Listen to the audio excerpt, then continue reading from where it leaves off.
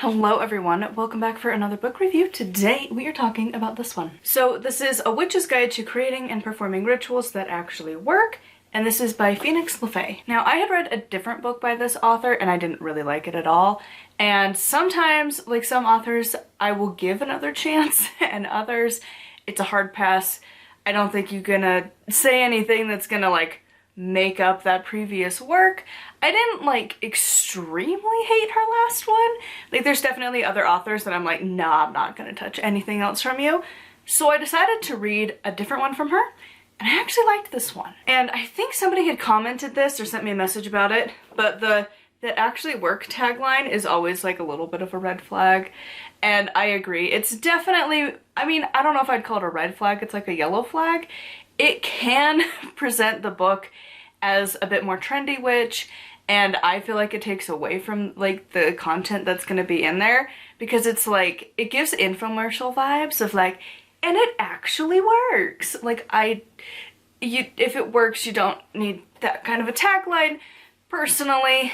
But that said, this is actually a really good book. Again, I didn't like her last one that I read, but this one was surprisingly good. So this is, I think, her latest book, and it's pretty much what the title says. It's all about ritual, and this book, I feel like she did so much better than the previous one. So in this book, she talks just about ritual. It's an entire book on rituals, and I do think this is one that, I don't know when exactly I would tell somebody to read this, but probably pretty early on.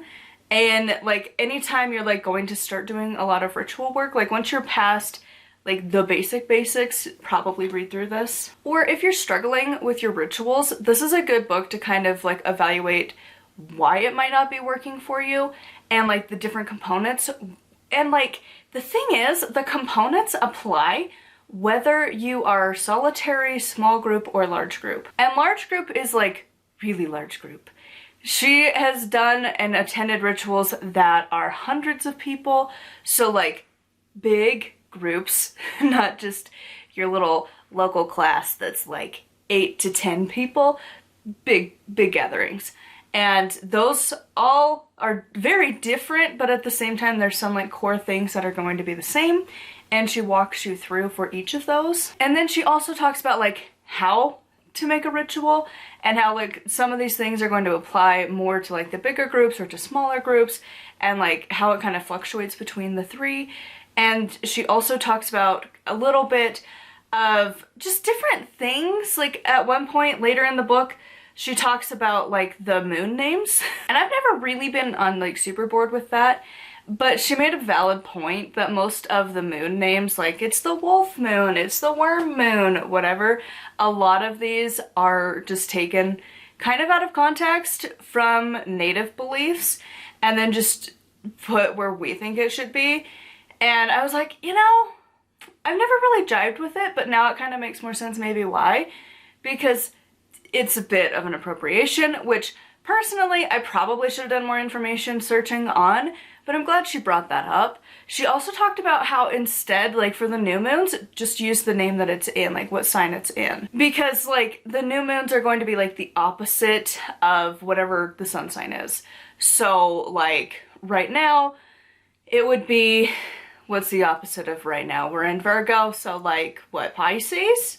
Something like that? The opposite of the wheel here. Whatever those zodiac signs are. Better yet, if it's in July-ish, you know, when it would be the crab season, it would be for like Capricorn. And so she talks about using those names for the moon instead.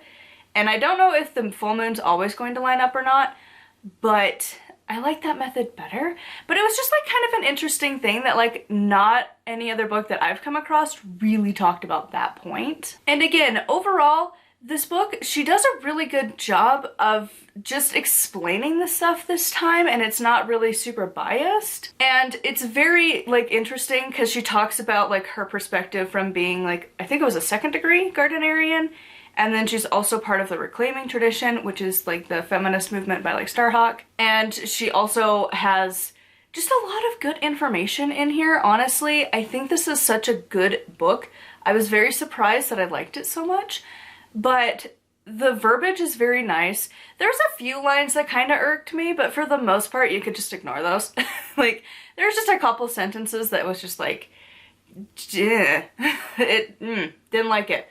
But it wasn't enough that I would hate the book. Like, honestly, this is like a solid 4 for me.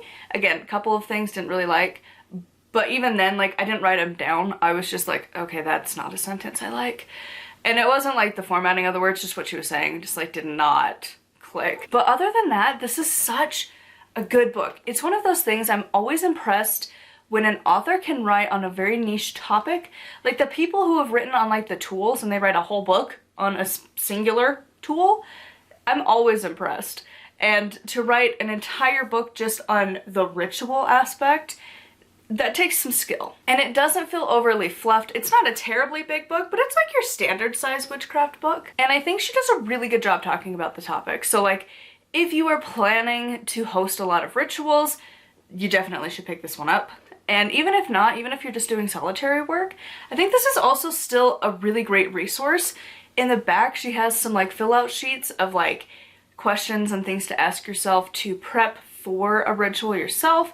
And I thought that was really nice as well. So overall, I definitely recommend this book. I think it's a really fantastic resource. I didn't think I was going to, but here we are. I'm glad I gave her a second chance. I would love to hear your thoughts on this one in the comments down below. Huge thank you to my patrons. I'll have their names over here. If you would like to support me and get access to exclusive content, it is patreon.com/nightbillowcrafts. Make sure to like and subscribe, and until next time, I'll see you all soon. Blessed be.